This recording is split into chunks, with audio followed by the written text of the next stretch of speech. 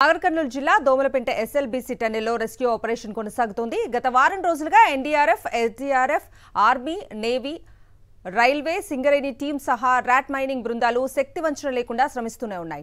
సొరంగంలో ధ్వంసమైన boring machine శిథిలాలను తొలగించేందుకు railway శాఖ రంగంలోకి దిగింది. మిషన్ భాగాలను ప్లాస్మా కట్టర్తో వేరు చేస్తూ ఇంకోవైపు పేరుకుపోయిన బురదను లోకో డబ్బాల్లో బయటకు తరలిస్తున్నారు. కార్మికుల జాడ కనిపెట్టేందుకు అత్యాధునిక స్కానర్ను వినియోగిస్తున్నారు. అత్యాధునిక జీపీఆర్, గ్రౌండ్ పెనెట్రేటింగ్ రాడార్తో సొరంగంలో గాలిస్తున్నారు. పైకప్పు కూలిపడ్డ చోట మట్టి, శిథిలాల కింద ఏముంది అనేది పరిశీలిస్తున్నారు. 5 కీలక స్పాట్లు సహా మెత్తని భాగాలను జీపీఆర్ గుర్తించింది. ఇదే అంశానికి సంబంధించి పూర్తి అప్డేట్స్ ని మా ప్రతినిధి విజయ్ భాస్కర్ లైవ్ లో అందిస్తారు. విజయ్ భాస్కర్, చెప్పండి, ఎస్ఎల్బీసీ టనెల్లో జరుగుతున్నటువంటి రెస్క్యూ ఆపరేషన్ కి సంబంధించి లేటెస్ట్ అప్డేట్స్ ఏంటి?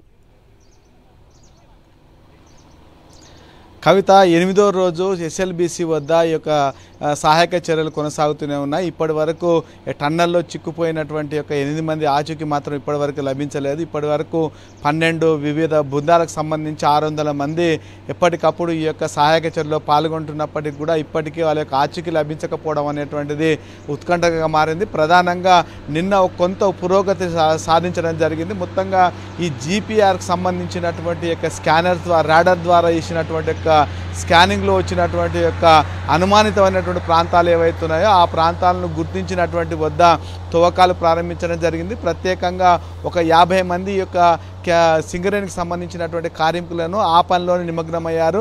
ఈరోజు వారికి సంబంధించినటువంటి ఆచూకీ లభించవచ్చు అనేటువంటి స్పష్టత కూడా అధికారులు ఇస్తున్నారు. ఈ మేరకే వాళ్ళకి సంబంధించినటువంటి హడావుడి కూడా మొదలైంది. ప్రధానంగా ఇక్కడ సంబంధించినటువంటి దాంట్లలో అధికారులంతా కూడా ఈరోజు వచ్చేటువంటి అవకాశం ఉందని చెప్తున్నారు. మరొక వైపు అక్కడ తొలగించేటువంటి బురద కానీ శిథిలాలు వాటన్నిటి తొలగించేందుకోసం చర్యలు జరుగుతున్నాయి. మరోసారి ఈరోజు మంత్రి ఉత్తమ్ కుమార్ రెడ్డి వీటిపైన సమీక్ష నిర్వహించనున్నారు. బీజేపీకి సంబంధించిన నేతలు కూడా ఈ టన్నెల్ను ఈరోజు సందర్శించేటువంటి అవకాశం ఉంది.